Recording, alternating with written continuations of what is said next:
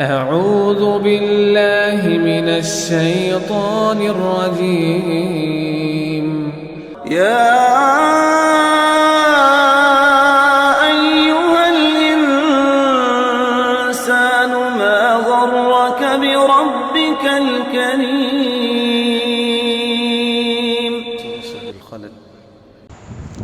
أعوذ بالله من الشيطان الرجيم. بسم الله الرحمن الرحيم. ولو شئنا لبعثنا في كل قرية نذيرا فلا تطع الكافرين وجاهدهم به جهادا كبيرا وهو الذي مرج البحرين هذا عذب فرات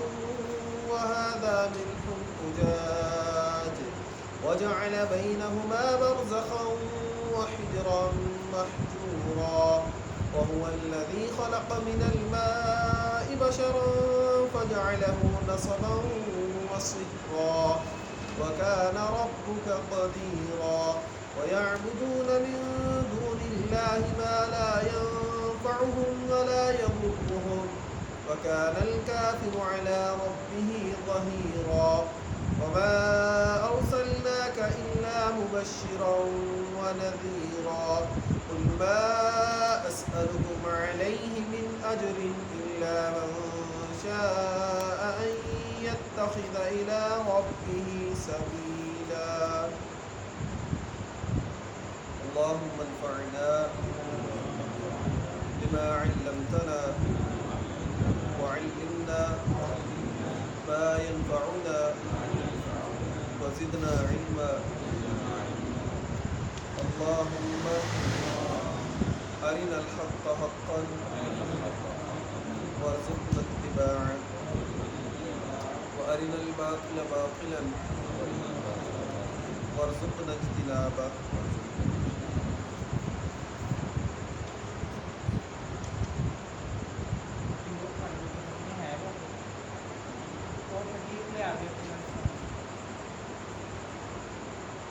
ولو شئنا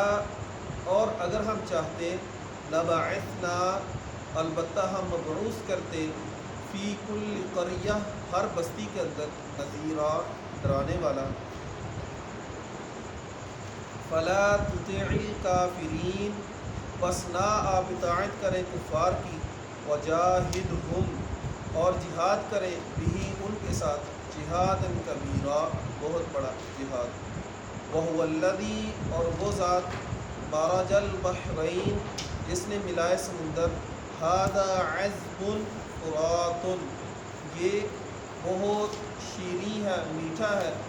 وَهَذَا مِلْحٌ أُجَاجٌ اور یہ بہت نمکین کڑوا. وَجَعَلَ بَيْنَهُمَا اور بنایا ان دونوں کے درمیان برزخاً پردہ. وَحِجْرًا مَحْجُورًا اور بہت مضبوط آڑ. وَهُوَ الَّذِي اور وہ ذات خَلَقَ جس نے پیدا کیا من الماء بشرا پانی سے بشر. فَجَعَلَهُ پس بنایا اس بشر کے لیے نَسَبًا نسبی رشتے وَصِهْرًا اور سسرالی رشتے. وَكَانَ رَبُّكَ قَدِيرًا اور ہے آپ کا رب پوری قدرت والا. وَيَعْبُدُونَ اور وہ عبادت کرتے ہیں من دون اللہ اللہ کے علاوہ ما ان کی لا ينفعهم جو نہیں نفع دیتا انہیں ولا يضرهم نہ کوئی نقصان دیتا ہے انہیں. وَكَانَ الْكَافِرُ اور ہے کافر علی ربہ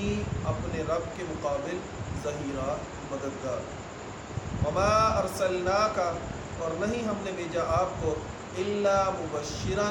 مگر بشارت دینے والے ونذیرا اور ڈرانے والے. قل کہہ دیجئے ما اسألکم نہیں میں سوال کرتا تم سے علیہ اس کام پر من اجر کسی بھی صلے کا کسی اجر کا. الا مگر من شاء جو چاہے ان یتخذ یہ کہ وہ پکڑے الی ربہ سبیلا اپنے رب کی طرف راستہ. وَلَوْ شِئْنَا لَبَعِثْنَا فِي كُلِّ قَرْيَةٍ نَذِيرًا اور اگر ہم چاہتے لبعثنا ہم مبعوث کرتے فی کل قریۃ نذیرا ہر بستی کے اندر ایک ڈرانے والا۔ اللہ تبارک و تعالی نے نبی علیہ الصلاۃ والسلام سے پہلے آپ دیکھیں کتنی امتیں گزری۔ حدیث مبارکہ کے اندر موجود ہے کہ نبی علیہ الصلاۃ والسلام کے اوپر اللہ تبارک و تعالی نے سابقہ تمام امتیں جو ہے وہ پیش کی، جس کے اندر کچھ نبی تھے ان کی امتیں چھوٹی تھیں، کچھ نبی تھے ان کی امتیں بڑی تھیں۔ بعض انبیاء ایسے بھی تھے جن کے ساتھ ایک ایک آدمی بھی اسلام قبول نہیں کیا، ایک آدمی نے بھی نہیں مانا۔ سورہ یاسین کے اندر اکٹھے تین انبیاء کا ذکر، فعززنا بثالث کہ ہم نے تیسرا بھیجا، انہوں نے تیسرے کی بات بھی نہیں مانی، کہ بہت سارے نبی ایسے گزرے کہ ایک ایک آدمی نے بھی ان کی بات نہیں مانی۔ اور اللہ تبارک و تعالیٰ اس پر بالکل پوری طرح قادر ہے کہ جتنے چاہے انبیاء بھیجیں، بے شک ہر بستی کے لیے بھیجیں، بے شک ہر علاقے کے لیے بھیجیں، لیکن اللہ تبارک و تعالیٰ کا جب تک جو فیصلہ ہوتا ہے اللہ وہی فیصلہ جو ہے وہ صادر فرماتے ہیں۔ لیکن قرآن مجید کے اندر جو اللہ تبارک و تعالیٰ نے یہ ذکر کیا، وَلَوْ شِئْنَا لَبَعِثْنَا فِي كُلِّ قَرْيَةٍ نَذِيرًا، اگر ہم چاہتے تو آج بھی جیسے سابقہ امتوں کے اندر ہر علاقے کی طرف علیحدہ علیحدہ سے نبی آئے، تو آج بھی امت محمدیہ کے اندر بھی یہ کام ہو سکتا تھا۔ اللہ تبارک و تعالیٰ پوری طرح قادر ہے کہ نبی علیہ الصلاۃ والسلام کو اللہ تمام جہانوں کے لیے نبی نہ بناتے، اور بھی بہت سارے انبیاء آتے، لیکن اللہ تبارک و تعالیٰ کی شان ہے کہ اللہ تبارک و تعالیٰ نے نبی علیہ الصلاۃ والسلام کو ایک رتبہ مقام عطا کیا کہ اسی خواب کے اندر آپ نے دیکھا کہ سب سے بڑی امت کس کی ہے، کہ آپ نے دیکھا بہت بڑی امت ہے، تو آپ نے سوال کیا کیا یہ میری امت ہے؟ تو آگے سے جواب دیا گیا نہیں، یہ موسیٰ علیہ السلام کی امت ہے، آپ کی امت جو ہے وہ اس سے بھی بڑی ہے۔ تو اسی سورہ فرقان کے شروع کے اندر اللہ نے کیا کہا تھا؟ تبارک الذی نزل الفرقان علی عبدہ لیکون للعالمین نذیرا، کہ اللہ تبارک و تعالی نے آپ کو تمام جہانوں کے لیے ڈرانے والا بنا کر بھیجا۔ تو گویا کہ تمام جہانوں والے جو ڈرانے والا ہوگا اس کی نبوت کا اعلان بھی وہیں تک ہوگا، نبوت کا اقرار بھی وہیں تک ہوگا۔ گویا کہ آخر کے اندر اللہ تبارک و تعالی اب لوگوں کو ایک قبلے کی طرف، ایک نبی کی طرف ان کو اکٹھا کر دے، تاکہ قرب قیامت کے جتنے بھی حالات آپ دیکھتے ہیں اس کے اندر عیسیٰ علیہ السلام کا جب ظہور ہے، امام مہدی کا ظہور ہے، عیسیٰ علیہ السلام کا نزول ہے، اس وقت کیا ہوگا کہ دو گروہ ہوں گے، ایک اللہ کو ماننے والا اور ایک اللہ کا منکر۔ تو ایک نبی آئے گا تو ہی پھر ایک گروہ ہوگا نا اللہ کو ماننے والا، ورنہ کیا اگر ہر بستی کے اندر علیحدہ علیحدہ سے انبیاء کرام آتے رہتے تو ہر نبی کو ماننے والا ایک علیحدہ جماعت کی صورت میں ہوتا، ایک علیحدہ امت کی صورت میں ہوتا، اور تمام امتوں کو ایک نبی کے اوپر اکٹھا کرنا مشکل ہوتا۔ اس لیے اللہ تبارک و تعالیٰ نے ایک ہی نبی کو بھیجا، آخر الزمان حضرت محمد صلی اللہ علیہ وآلہ وسلم کو، اور انہی کے بارے میں ہے کہ یہ تمام جہانوں کے لیے رحمت ہے اور تمام جہانوں کے اوپر لازم ہے کہ وہ ان کی جو ہے وہ نبوت کا اقرار کریں، اور یہی آخری قیامت کی نشانیوں میں سے بھی نشانی ہے۔ فلا تطع الکافرین، اور آپ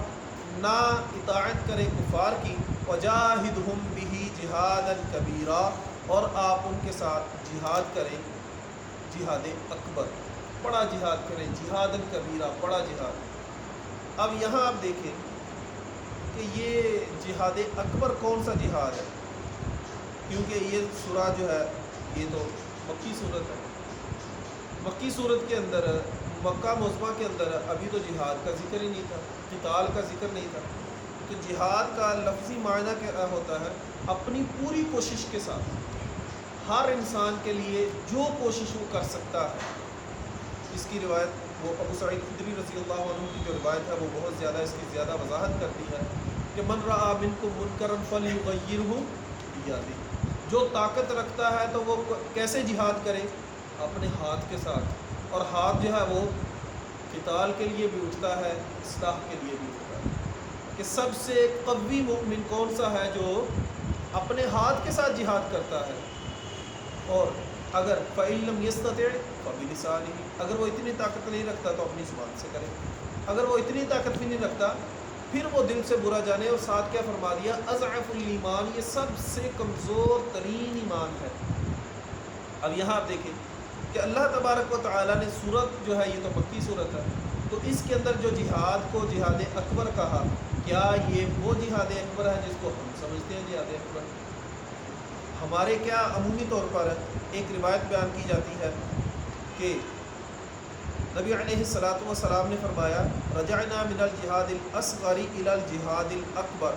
قالوا وما الجہاد الاکبر قال جہاد القلب، جہاد القلب، کہ نبی علیہ الصلوۃ والسلام نے فرمایا کہ ہم رجعنا من الجہاد الاصغر، ہم جہاد اصغر سے آئے ہیں، الی الجہاد الاکبر، ہم جہاد اکبر کی طرف آئے ہیں۔ جب آپ سے پوچھا گیا کہ جہاد اکبر کون سا، تو آپ نے کہا دل کا جہاد۔ یہ بہت سارے لوگ جو ہے اس روایت کو بیان کرتے ہیں کہ اصل میں قتال جو ہے وہ جہاد اکبر نہیں ہے، وہ جہاد اصغر ہے۔ جہاد اکبر کیا ہے؟ دل کے ساتھ جہاد کرنا۔ تو میرے بھائی، یہ روایت جو ہے المقول ما لیس بمنقول کے اندر اس کے مصنف ہیں ولید بن راشد، لکھتے ہیں کہ حافظ ابن حجر نے تسدید القوس میں فرمایا کہ یہ ابراہیم بن ابی عبلہ کا کلام ہے، یہ حدیث مبارکہ نہیں ہے۔ پہلی بات مطلب یہ ہے کہ اس کا اصل کچھ بھی نہیں، اور یہ جابر رضی اللہ عنہ سے بھی مروی ہے، لیکن اس کی سند بھی ضعیف ہے، کہ کہیں بھی نبی علیہ الصلوۃ والسلام سے یہ نہیں ملتا کہ آپ نے قتال کو جہاد اصغر کہا ہو، بلکہ ہے ہی وہی جہاد اکبر۔ جہاد اکبر وہی ہے، کیونکہ وہی جہاد ہے جس کے اندر انسان تمام طرح کی اپنی صلاحیتیں جو ہے وہ بروز کر لاتا ہے، اپنا وقت، پیسہ، جان، ہر چیز اللہ کے راستے کے اندر انسان جو ہے وہ قربان کر دیتا ہے۔ اس کے علاوہ جتنی بھی جہاد کی آپ صورتیں دیکھ لیں، جہاد بالقلم کے اندر کسی کو جان جانے کا کوئی اندیشہ نہیں، جہاد بھی سیف ہی ہے، جہاد بالمال دیکھ لیں، جہاد جتنی بھی باقی جہاد کی قسمیں دیکھ لیں، اس کے اندر انسان کی کم سے کم جان جو ہے وہ محفوظ رہتی ہے۔ اور اگلی بات، کیا مکی صورتوں کے اندر اللہ تبارک و تعالیٰ نے جہاد کا حکم دیا؟ بالکل دیا۔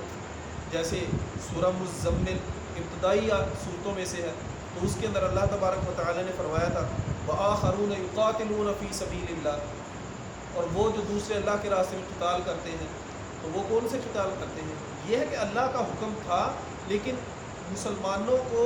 ابھی اس کی اجازت نہیں ملی تھی کہ آپ بھی علن اعلان جو ہے اس کا جو ہے وہ حکم دیں کہ مسلمان جو ہے وہ کفار کے خلاف علن اعلان اپنی شمشیریں نہ نکالیں۔ ورنہ نبی علیہ الصلوۃ والسلام سے جو ہے وہ بالکل موجود ہے کہ نبی علیہ الصلوۃ والسلام ایک دن طواف کر رہے تھے، کعبۃ اللہ کا طواف کر رہے تھے، تو کفار مکہ جو تھے وہ کعبۃ اللہ کے ایک جانب بیٹھے ہوئے تھے۔ جب نبی علیہ الصلوۃ والسلام ان کے پاس سے طواف کرنے کے لیے گزرتے تو آپ صلی اللہ علیہ وسلم کے اوپر طعنہ زنی کرتے، فکرے کستے، تو نبی علیہ الصلوۃ والسلام نے فرمایا تسمعون یا معشر قریش، اے قریش کی جماعت ذرا سن لو، اما والذی نفس محمد بیدہ، قسم ہے اس ذات کی جس کے ہاتھ میں محمد صلی اللہ علیہ وآلہ وسلم کی جان ہے، لقد جئتکم بالذبح، میں تمہارے قتل کرنے کا حکم لے کے آیا ہوں، میں تمہارے لیے ذبح کا حکم لے کے آیا ہوں۔ لیکن مسئلہ کیا تھا؟ ابھی مسلمانوں کی جو جماعت تھی وہ اکٹھی نہیں ہوئی تھی، لیکن دیکھیں جیسے جیسے مسلمان جو ہے وہ اکٹھے ہوتے چلے گئے، ویسے ویسے مسلمان اس کا مقابلہ جہاں تک ہو سکتا تھا وہ کرتے تھے۔ جیسے سب سے پہلا جو ہے وہ اسلام کے دفاع کے اندر جو وار ہے وہ سعد بن ابی وقاص کا ہے، جب انہوں نے اونٹ کی ہڈی اٹھا کے ماری تھی اور اگلے آدمی کو اچھا خاصا زخمی کیا تھا۔ پھر آپ دیکھیں جیسے جیسے اسلام کا جتھا بڑھتا گیا، ویسے ویسے کفار کے لیے وہ مزاحمت پیدا کرتے گئے، شاید تھوڑی مزاحمت کی یا زیادہ مزاحمت کی۔ اور اس کے علاوہ بھی نبی علیہ الصلوۃ والسلام کا حکم ہے امرت ان اقاتل الناس، مجھے حکم دیا گیا ہے میں لوگوں کے ساتھ قتال کروں، حتیٰ یشہدوا ان لا الہ الا اللہ وان محمد رسول اللہ، حتیٰ کہ وہ گواہی دے اللہ کے علاوہ کوئی بھی معبود نہیں اور محمد صلی اللہ علیہ وآلہ وسلم اس کے رسول ہیں۔ وَيُقِيمُ الصَّلَاةَ، اور وہ نماز کو قائم کریں، وَيُؤْتُوا الزَّكَاةَ، اور وہ زکوٰۃ کو ادا کریں۔ فَإِذَا فَعَلُوا ذَلِكَ، اگر وہ یہ چار کام کرتے ہیں کہ اللہ کی گواہی دیں، نبی علیہ الصلوۃ والسلام کی نبوت کا اقرار کریں، نماز پڑھیں، زکوٰۃ ادا کریں، فَإِذَا فَعَلُوا ذَلِكَ، جب وہ یہ چاروں کام کریں گے، عَصَمُوا مِنِّي دِمَاءَهُمْ وَأَمْوَالَهُمْ، وہ مجھ سے اپنا مال اور اپنی جانوں کو جو ہے وہ محفوظ کر لیں گے۔ بالکل واضح ہے کہ یہ کب مال اور جان محفوظ ہوگی؟ جہاد کی صورت میں۔ جب جہاد اکبر ہوگا تو یہ کام ہوگا، اگر جہاد اصغر ہی ہوگا کہ ہر آدمی اپنے دل کے ساتھ بیٹھا جہاد کرتا رہے تو والذی ارسل رسولہ بالہدی ودین الحق لیظہرہ علی الدین کلہ، وہ کیسے ہوگا؟ اعلاء کلمت اللہ کون بلند کرے گا؟ جہاد اکبر وہی ہے جس کو اللہ تبارک و تعالی نے جہاد اکبر کہا ہے۔ وَهُوَ الَّذِي، اور وہ ذات مرج البحرین جس نے ملایا دو سمندروں کو، هَذَا عَذْبٌ فرات، یہ جو ہے بالکل لذیذ ہے، شیریں ہے۔ فرات اصل میں کہتے ہیں کاٹ دینا، توڑ دینا، اور میٹھا پانی ہوتا ہے، اس کو پینے سے کیا ہوتا ہے، یہ پیاس کی شدت کو توڑ دیتا ہے، کاٹ کے رکھ دیتا ہے۔ عذب،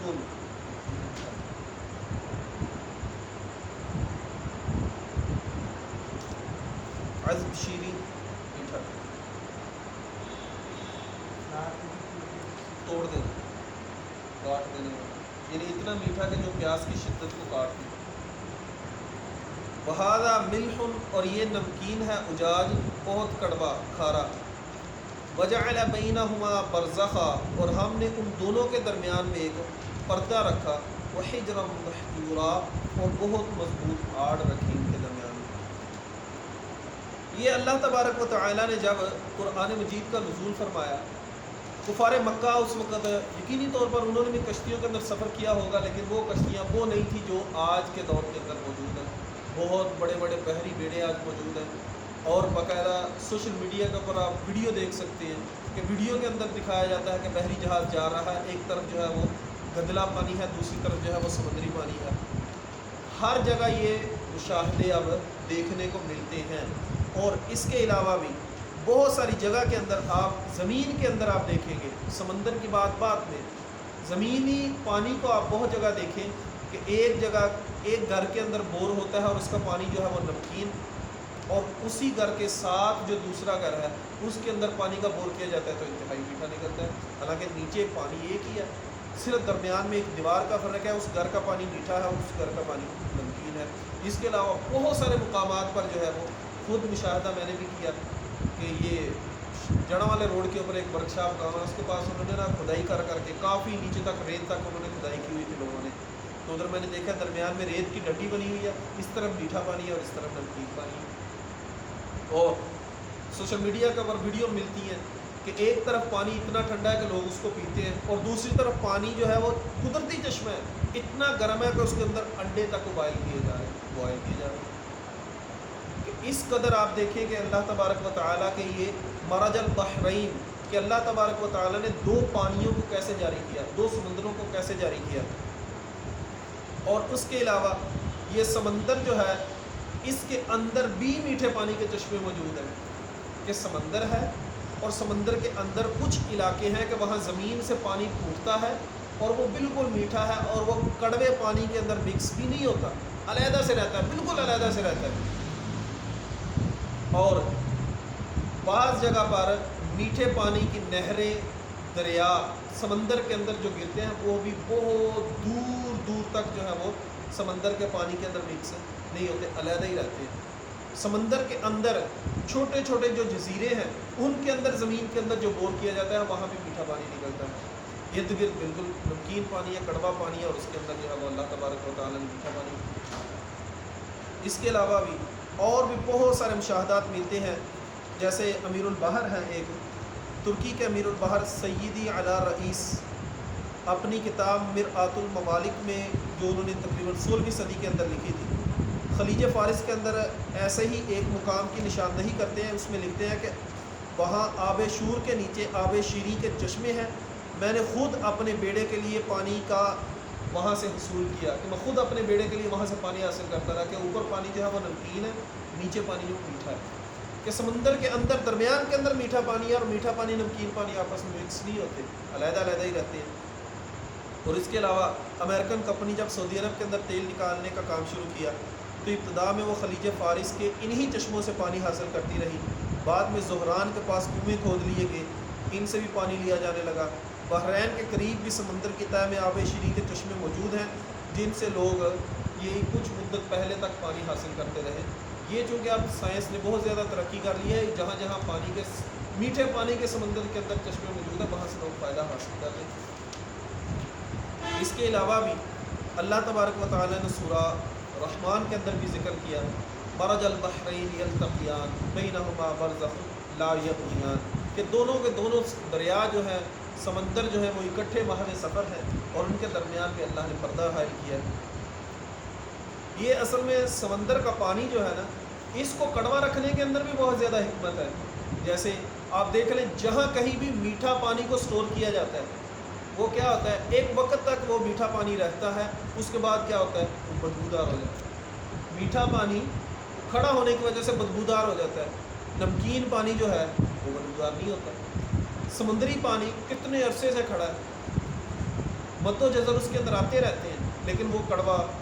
ہونے کی وجہ سے بدبودار نہیں ہوتا۔ جبکہ آپ اس کے اندر دیکھیں آبی حیات جو ہے، مچھلیاں اور دوسرے جتنے بھی اس کے اندر اللہ نے جانور پیدا کیے، وہ روزانہ کی بنیاد کے اندر لاکھوں قسم کے جانور جو ہے اس کے اندر پکتے بھی ہیں۔ اگر وہ پانی میٹھا ہوتا تو کیا ہوتا، آپ میٹھے پانی کے اندر دیکھ لیں کہ وہ خود ہی کھڑا پانی بدبو مارنا شروع کر دیتا ہے، اور کجا اس کے اندر اتنے جانور مرے، اور ان جانوروں کے مرنے کی وجہ سے اس کے اندر تعفن پیدا ہو جائے گا۔ یہ اللہ تبارک و تعالیٰ کا عجیب نظام قدرت ہے جو اللہ تبارک و تعالیٰ نے بنایا۔ انسان اس کے اندر غور کرتا ہے، جیسے جیسے غور کرتا ہے ویسے ویسے اس کے اندر سے کچھ باتیں جو ہے وہ سمجھ میں آتی ہیں۔ وَهُوَ الَّذِي خَلَقَ مِنَ الْمَاءِ بَشَرًا، پیچھے اللہ تبارک و تعالیٰ نے پانی کا ذکر کیا کہ اتنا بڑا وسیع پانی ہونے کی وجہ سے بھی آپس کے اندر ملتا نہیں، اور آگے کیا ہے، وَهُوَ الَّذِي خَلَقَ مِنَ الْمَاءِ بَشَرًا، اور وہی ذات جس نے انسان کو پیدا کیا پانی سے۔ اللہ تبارک و تعالیٰ نے انسان کو کس سے پیدا کیا، اِنَّا خَلَقْنَا الْإِنسَانَ مِن نُطْفَةٍ أَمْشَاجٍ، ہم نے چھوٹے سے حقیر سے قطرے سے اس کو انسان کو پیدا کر دیا۔ جیسے ہی وہ ماں باپ کا پانی ملا، اسے اللہ تبارک و تعالیٰ نے ایک قطرے کے ملنے سے ہی اتنا بڑا انسان پیدا کر دیا۔ اور آپ دیکھیں وہی قطرہ جو ہے اسی کے ساتھ انسان کی اللہ نے تخلیق کی، انسان کے اندر مرد اور عورت کے بعد میں آگے سے دو جنسیں بنا دی، اور وہ کب سے چلی آ رہی ہیں، جب سے آدم علیہ السلام سے اللہ تبارک و تعالیٰ نے یہ سلسلہ چلایا۔ اور وہ سلسلہ چلتا کیسے ہے، وَجَعَلَهُ نَسَبًا وَصِهْرًا، کہ اسی ایک قطرے سے اللہ نے انسان کے لیے مرد اور عورت بنائے، ان کے اندر جسمانی خد و خال کے اندر فرق کیا، اور اسی فرق کو آگے پھر اللہ تبارک و تعالیٰ نے نسبی اور سسرالی رشتوں کے اندر جب تقسیم کر دیے۔ کہ اب آپ دیکھیں وہ سلسلہ اللہ تبارک و تعالیٰ نے کہاں سے چلایا، اور آج کہاں تک وہ بالکل ویسے ہی چلتا جا رہا ہے کہ سمندر ہو تو اللہ ان کے درمیان پردہ حائل کر دے، اور قطرہ ہو تو اللہ اس کو ملا کے کتنا عظیم و شان انسان بنا دے۔ وَكَانَ رَبُّكَ قَدِيرًا، یقینی طور پر اللہ تبارک و تعالیٰ ہر کام کے اوپر پوری طرح قدرت رکھنے والے ہیں۔ وَيَعْبُدُونَ مِن دُونِ اللَّهِ مَا لَا يَنفَعُهُمْ وَلَا يَضُرُّهُمْ، اور وہ لوگ عبادت کرتے ہیں اللہ کے علاوہ، ما اس کی، لا ينفعهم جو انہیں نہیں نفع دے سکتا نہ نقصان دے سکتا ہے۔ کسی بھی چیز کی دنیا کے اندر رہتے ہوئے عبادت کرنے کی دو ہی وجہ ہوتی ہے، ایک یا تو اس سے فائدے کے حصول کی لالچ، یا دوسرا اس کے عذاب سے ڈرنے کی وجہ سے۔ ایک اس سے فائدہ حاصل کرنے کے لیے کسی کی عبادت کی جاتی ہے، یا اس کے نقصان سے بچنے کے لیے اس کی عبادت کی جاتی ہے۔ تو اللہ تبارک و تعالیٰ نے دونوں کی نفی کی کہ جن کی بھی عبادت کرتے ہیں نہ یہ ان کے لیے ذرہ برابر بھی نفع لا سکتے ہیں، نہ ہی ذرہ برابر نقصان لا سکتے ہیں۔ وہ حدیث قدسی موجود ہے، پہلے بھی کئی دفعہ ذکر کی ہے۔ نبی علیہ السلام نے فرمایا کہ سارے کے سارے پہلے کے بعد والے سارے کے سارے انسان اکٹھے ہو کے آدمی کو نفع پہنچانا چاہیں، لَوِ اجْتَمَعُوا عَلَىٰ أَن يَنفَعُوكَ بِشَيْءٍ لَمْ يَنفَعُوكَ، اگر وہ آپ کو نفع پہنچانے چاہیں ذرہ برابر بھی وہ آپ کو نفع نہیں پہنچا سکتے، إِلَّا قَدْ كَتَبَهُ اللَّهُ لَكَ، مگر اتنا ہی جتنا اللہ نے آپ کو لکھ دیا، جتنا اللہ نے آپ کو نفع دینا ہے یہ اتنا ہی نفع پہنچا سکتے، اس سے زیادہ نہیں۔ اور ایسے ہی اگر یہ سارے کے سارے اکٹھے ہو گئے تو یہ نقصان پہنچانا چاہے تو ذرہ برابر بھی نقصان پہنچا سکتے نہیں، صرف اتنا ہی نقصان ہوگا جتنا اللہ نے لکھ دیا۔ تو جب لکھا اللہ نے نفع اور نقصان، تو ڈرنے کا حق بھی یہی ہے کہ اسی ذات سے ڈرا جائے نا جس نے نفع اور نقصان لکھا ہے، نہ کہ لوگوں سے، ان معبودان باطلہ سے۔ وَقَالَ الْكَافِرُ عَلَىٰ رَبِّهِ ظَهِيرًا، اور ہمیشہ سے رہے ہیں کافر عَلَىٰ رَبِّهِ، اپنے رب کے مقابل، ظہیرہ، مددگار، کہ ہمیشہ سے کفار جو ہے اللہ کے مقابل کے اندر جس کسی نے بھی اللہ کے ساتھ بغاوت کی یہ اس کے مددگار ٹھہرے، بھلے وہ شیطان ہو، وہ انسان ہو، وہ کسی بھی صورت کے اندر ہو، کفار ہمیشہ سے اللہ کے دشمنوں کے ہی مددگار ٹھہرے۔ وَمَا أَرْسَلْنَاكَ، اور نہیں ہم نے آپ کو بھیجا، إِلَّا مُبَشِّرًا وَنَذِيرًا، مگر صرف دو پیغام دے کر، خوشخبریاں دینے والے اور ڈرانے والے، کہ اللہ تبارک و تعالیٰ نے نبی علیہ السلام کو اس دنیا کے اندر مبشرہ، یہ خوشخبری کس کے لیے ہوگی؟ جو نبی علیہ السلام کی اتباع کے اندر اپنی زندگی بسر کرے گا۔ لا یؤمن احدکم حتی یکون ہواہ تبعا لما جئت بہ، کہ اپنی خواہشات کو بھی اس کے تابع کر لے جو میں لے کر آیا ہوں، پھر وہ آدمی مومن ہوگا۔ نبی علیہ السلام کا یہ فرمان سمجھنے کے لیے پوری زندگی کافی ہے کہ ایک فرمان سمجھ لو کہ اپنی خواہشات کو نبی علیہ السلام کی اتباع کے اندر کر لو گے تو پھر کامل اکمل مسلمان ہوگا، اور اسی کے لیے جو ہے وہ بشارت ہوگی۔ بنذیرا، اور ڈرانا کس کے لیے؟ جو بھی اللہ تبارک و تعالیٰ کے خلاف چلے، اللہ تبارک و تعالیٰ کے ساتھ بغاوت کرے، طاغوت کی اتباع کرے، اس کے لیے جو ہے وَمَن یکفر بالطاغوت، اس کے لیے بشارت، اور جو طاغوت کے اوپر جو ہے وہ ایمان لائے اس کے لیے جو ہے وہ ڈرانا۔ قُلْ مَا أَسْأَلُكُمْ عَلَيْهِ مِنْ أَجْرٍ، اب یہ تمام کا تمام جو کام، جو توحید کی دعوت، اس سارے کے لیے اللہ تبارک و تعالیٰ نے سابقہ سورہ ہود کے اندر بھی مختلف انبیاء کرام کا ذکر کیا تھا کہ ہر نبی یہی کہتا ہے کہ میں آپ سے کسی بھی اجر کا سوال نہیں کرتا۔ کسی بھی نبی نے یہ مطالبہ نہیں کیا کہ میں آپ کے لیے یہ کام کر رہا ہوں تو آپ مجھے جو ہے اس کے مقابل کوئی دنیاوی فائدہ دو، کوئی دنیاوی نفع دو، کوئی نہیں۔ ما اسألکم علیہ من اجر، میں کسی بھی قسم کا تم سے مطالبہ نہیں کرتا، الا من شاء، مگر صرف اتنا جو کوئی چاہے، ان یتخذ الی ربہ سبیلا، وہ اپنے رب کی طرف راستہ پکڑے۔ میں صرف یہ چاہتا ہوں کہ میری بات مانو اور اپنے رب کی طرف جو ہے وہ آؤ اور اپنے رب کی طرف راستہ پکڑو گے، یقینی طور پر ان راستوں کے اوپر چلنے کا فائدہ کسے ہوگا؟ یہ جو نبی علیہ السلام کے اوپر منافق جو کہا کرتے تھے یمنون علیک ان اسلموا، یا آپ کے اوپر احسان جتلاتے ہیں کہ مسلمان ہو گئے، قل لا تمنوا علی اسلامکم، کہ میرے اوپر کوئی احسان جتلانے کی ضرورت نہیں ہے، بل اللہ یمن علیکم من ہداکم، بلکہ اللہ تبارک و تعالیٰ نے تمہارے اوپر احسان کیا ہے کہ تمہیں ہدایت دی ہے۔ یہ اللہ تبارک و تعالیٰ کی ہدایت ہے کہ اللہ تبارک و تعالیٰ جسے اپنی طرف بلائیں، اور یقینی طور پر جس کو اللہ تبارک و تعالیٰ اپنی طرف بلا لے اس کو پھر من یہدہ اللہ فلا مضل لہ ومن یضلل فلا ہادی لہ۔ اقول قولی ھذا واستغفر اللہ لی ولکم ولسائر المسلمین، وآخر دعوانا